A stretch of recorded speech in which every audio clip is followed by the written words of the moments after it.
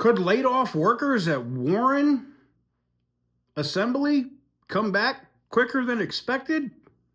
It's looking that way. There's active discussions right now within Stellantis on how fast they can move some of this 2,500 or 3,500 production to Warren Assembly, which would mean calling back all of the people that were laid off when the Ram Classic was ended. For the longest time, whoa, for the longest. Yo, Percocet, Miley Percocet, Miley Percocet, represent, gotta represent.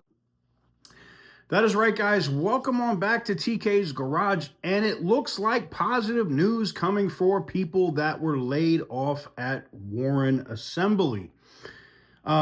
There are tariffs coming within the next month on vehicles that are being imported from Mexico. 25% to start. It could go higher, but 25% to start automatically on every 2,500 and 3,500 Ram that comes across the border. And I know you're going to say, well, TK, that's only if they don't secure the border and blah, blah, blah. Mexico ain't securing nothing. All right, let me just be.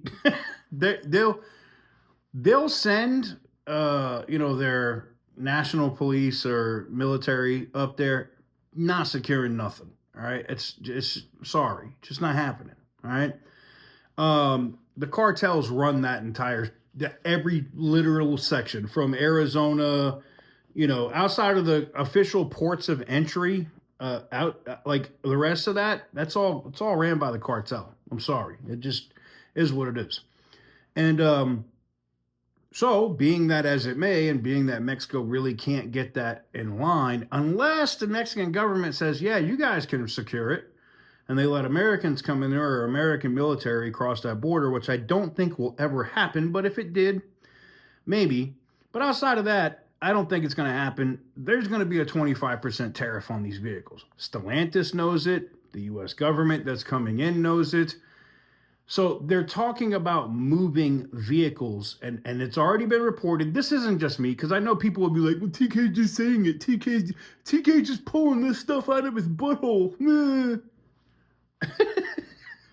Y'all love it when I do that, but whatever. It's not. That's not what it is. I'm not just randomly pulling stuff out of my ass. That's not what it is. This is information that's already been reported at Reuters, at the Wall Street Journal, at Bloomberg, talking about moving production from Mexico back to the U.S. to avoid those tariffs. Because guess what? They're coming.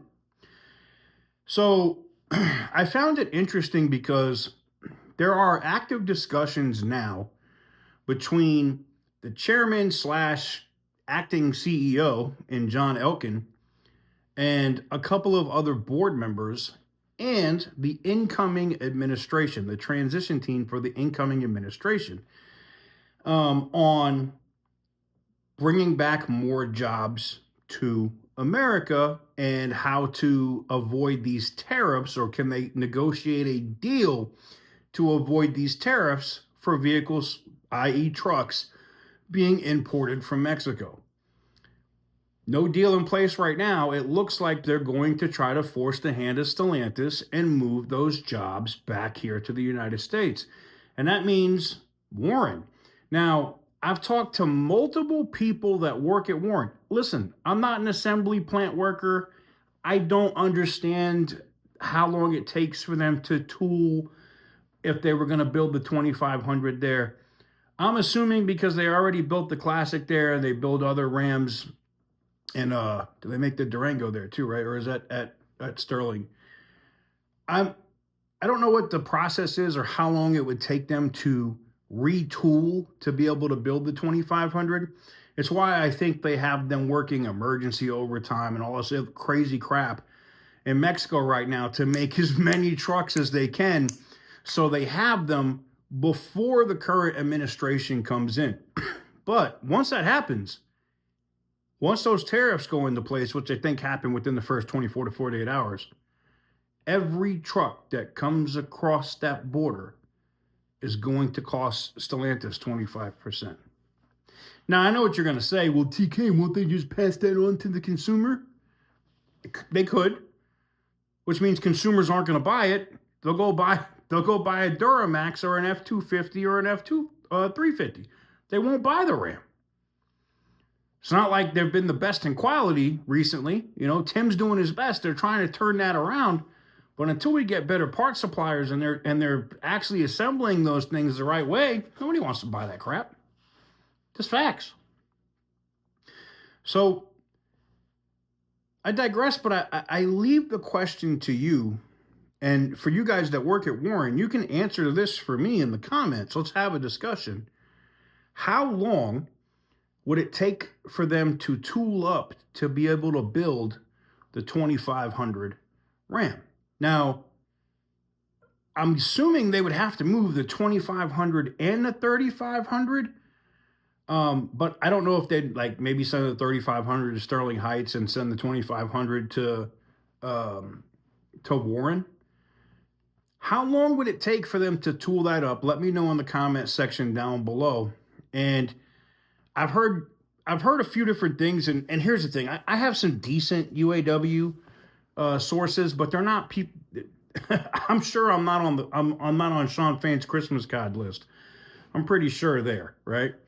But I have heard from people in there that there's active negotiations or whatever going on with Stellantis concerning those laid off workers at Warren Assembly. How long do you think it is before they bring back those laid off workers?